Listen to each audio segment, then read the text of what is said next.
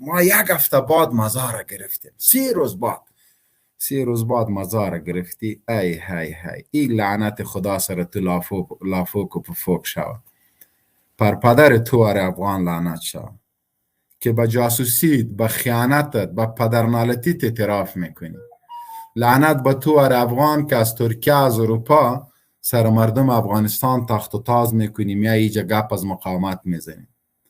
خو مسعود تو هم رفت خط فرانسوی ها گپ زد، در اروپا رفت سر برشان خم کرد، گفت که ما جاسوس تان هستم. امریکا در 100 سال دیگه هم افغانستان آمده نمیتانست. شما خائنا بودین که امریکا را به افغانستان آوردین. شما بودین که جاسوسی امریکا را کردین. صالحتان بود که جاسوس بلکواتر بود. دیگه شما چی شرم دارین؟ هیچ شرم والا به نام شرم شما چیزی را بشناسین. عیف عیف عیف عیف عیف عیف عیف. ما 1000 بار میگم عیف عیف عیف نام افغان که سر شما است. شما 40 سال سر گرده مردم افغانستان حاکم بودین و خون مردم افغانستان میچشیدین. شما میلیونر و تریلیونر شدل شاین سه محترم. شما تریلیونر و میلیونر شدین. شما جایدادهای مردم افغانستان غصب کردین، مردم بیگناه به زندان رایی کردین، افغانستان طرف تجزیه بردین، اختلافات قومی را در بین مردم افغانستان 100%، 120% به اوج خود رساندین. اختلافات مذهبی به نام دموکراسی، هر یکیتان جزیره قدرت یک مملکت بودین، برایشان جاسوسی میکردین. وقتی که طالب آمد شما در بین مردم همه جای نداشتین که در بین مردم پنهان شوین، مردم از شما دفاع کنه. گریختین، رفتین به کولاب، رفتین به تاجیکستان، رفتین بعدن به ترکیه، رفتین به اروپا، رفتین سر خود خم کردین به همون مردم پس سر خم کردین. شما کی شرم دارین؟ به نام شرم چی را میشناسین؟ یالام به نام شیطان انترشلان میخیزه، شما قطشان مصاحبه میکنین و خودتان اعتراف میکنین که ما عسکر پیاده امریکایی ها بودیم. پس مردم افغانستان شما این خائنا را بشناسین، ای قاتلای مردم را بشناسین. به نام ازیا در افغانستان به بیامنی دامن نزنین. دغه خائنانو دغه کوتا و طریقو چې افغانستان نو تختیدل، د دوی په خلی مکوئ، د خدای لیازو کوئ، د قرآن لیازو کوئ. ولې داسې کوئ؟ ځانونه مو په خپله غرق او پرق او تباه و برباد کړه. موضوع مې جنرال صاحب په چی کې دی؟ موضوع 1 اکتوبر د امریکایانو وحشت په افغانستان تیری. رښتیا هم د دوی ظلم او ستم په ډېر وکړله. هغه کسان پکې ډېر جشن وکړ چې تر 20 کاله زمونږ وینو خونو ما را چوشیدن. همی 20 سال زه فارسی به خبره وکړم جنرال صاحب. فارسی نرواری نرواری اردو می ندی زده کلمه در سر اردو خبره کوم. نه اردو باندې زم نه پیغام خاصه هغه سره غاپ لګو. مهرباني کو بیادر. سلامت. ما ایرای تو میدانم که این روز بدبختی مسلمانا و روز سیاه افغانا بود. روزی که امریکای لعنتی آمد یرغل کرد سر افغانستان، تمام مردم ملکی را از بین برد. ما چندین بار همین موضوع را یادآوری کردیم، باز هم اینجا یادآوری میکنم که از وقتی که همین خصوصا کسانی که آن خیستن که جنوساید نمیخوایم نامش رو بگیریم، اونا هم برادرای ما هستن، جنوساید افراد ها را انداختن. ای کاش که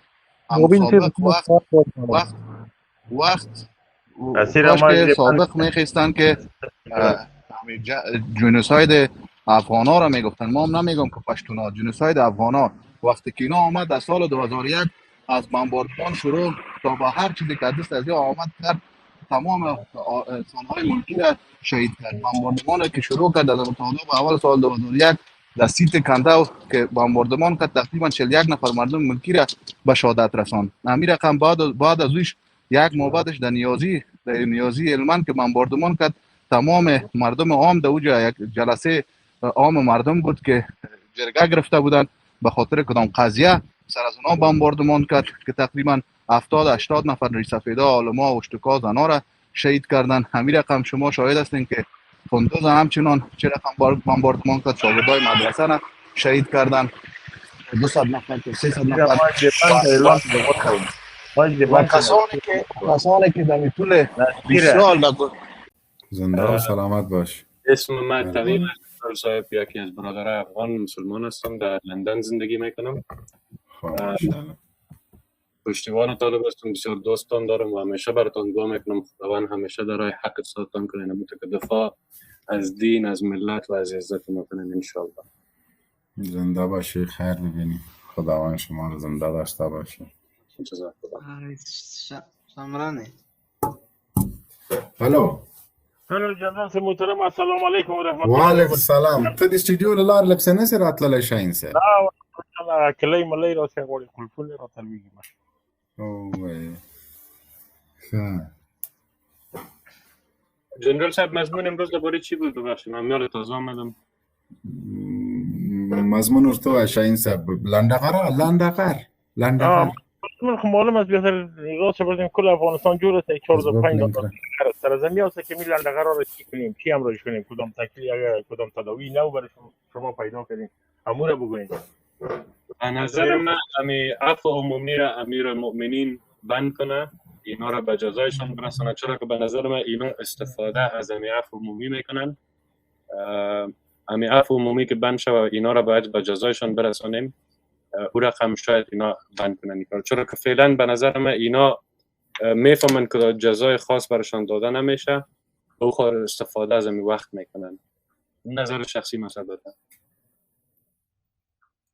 آنشان هم نظر جامد است، نظر واضح است که عفو عمومی وقت داره، یعنی تو نمیشه که تا قیامت بهتر است که ما واتساپ نپیزنده 2 ساعت واتساپ 2 هفته چقدر وقت دیگه دوام داره، برای که کسی اگه واقعا میخواد که با ملت باشه، با مردم باشه، خدا برسونه که مثلا هر وقت باز پیسه کشون در خارج خلاص میشه و باز میای برای ما احساس میشه که نان ندارم او ندارم، او وقت باز مثلا نمیشه. یک گپ دیگه که جنرال صاحب بزرگای امارات اسلامی باید کوشش کنن که فشار پرتن سر ملکای خارجی، مثال انگلیس یا ترکیه، ملکای همسایه هستن که مثال قماندانای از حکومت قبلی که فعلا در ملکای خارجی هستن، مثلا جنرال سادات که در لندن است، اینا مثال میتونن از لندن بشینن در میدیا پیامای آشغالگری خود بر افغانستان میتن، مثال میگن که ما میاین حمله میکنیم سر افغانستان یا پلان دارن که بیاین دوباره جنگ کنن. اینا را باید از حکومت‌های خارجی اصلا اجازه نده که اینا چطور به کدام حق میتونن بیان مقابل یک حکومت تو گپا بزنن.